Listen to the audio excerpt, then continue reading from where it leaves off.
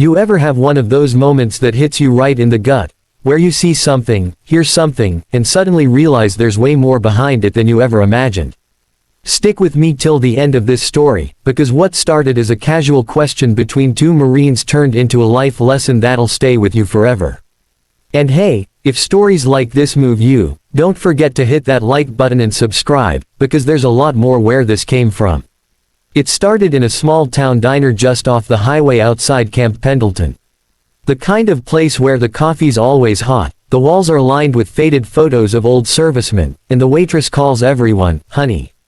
Corporal Jake Turner, a young Marine barely in his mid-20s, had stopped in after morning drills, uniform still dusty, boots still carrying the sand from the base. He slid into a booth, ordered black coffee, and glanced around, noticing an older man at the counter wearing a faded leather jacket with an old patch stitched onto the arm, Reaper 1. Jake couldn't help himself. Curiosity was wired into him. That call sign, it sounded familiar, something whispered in stories during late nights at the barracks. Hey, sir, he called out. If you don't mind me asking, what's the story behind Reaper 1? The older man turned, eyes sharp but kind.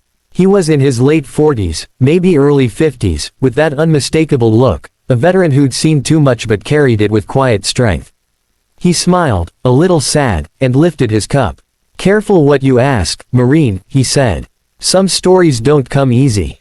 Jake grinned. I've got time. That's when the man, whose name was Mike Danner, set his cup down, and for a moment, the sound of it hitting the counter seemed to echo through the diner. The air changed. He motioned for Jake to sit beside him. All right, he said softly. Let me tell you why they called me Reaper 1. Mike had been a Marine sniper, deployed during one of the roughest stretches overseas.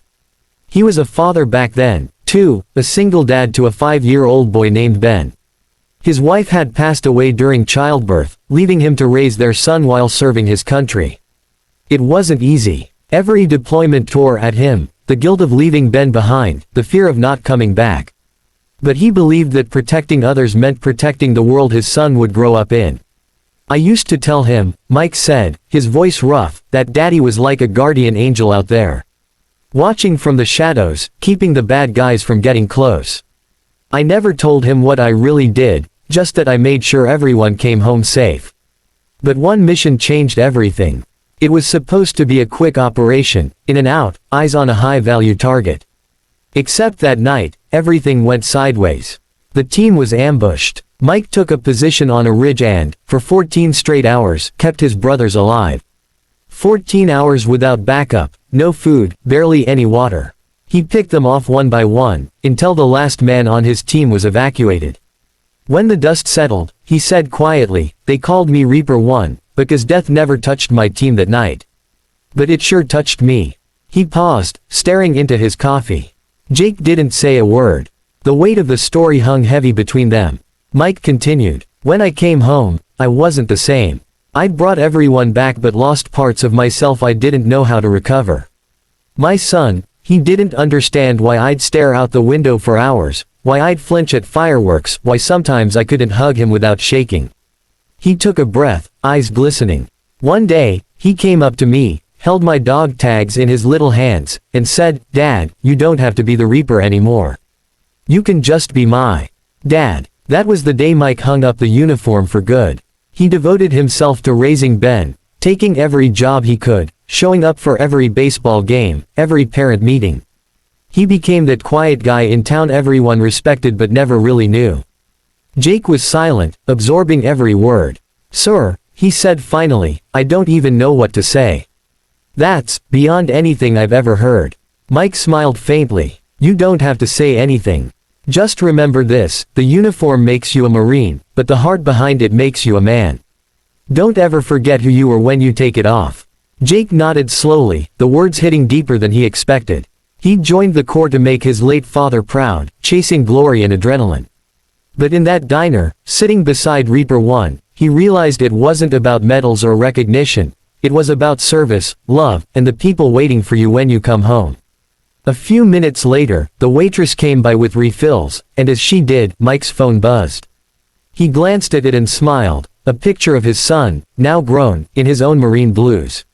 That's Ben, he said proudly. carrying on the legacy. But this time, with peace in his heart. Jake felt something tighten in his chest. You must be proud. I am, Mike said, standing up. But more than proud, I'm grateful. Because for the first time in a long time, I know I did right by both my brothers and my boy. As he walked out of the diner, sunlight streaming across the cracked floor tiles, Jake just sat there, watching the man who once carried death now carry peace. And as the door swung shut, he whispered to himself, Reaper 1, yeah, that name fits. So, if you're still here, take a second. Think about what you carry, the people you fight for, and the stories behind the scars you never show. Life isn't about being unbreakable, it's about choosing to heal. And if this story hit home for you, give it a like, share it with someone who needs a little hope today, and subscribe to the channel for more real stories that remind us of the strength it takes to be human. Because sometimes, the toughest battles aren't fought overseas, they're fought in the heart.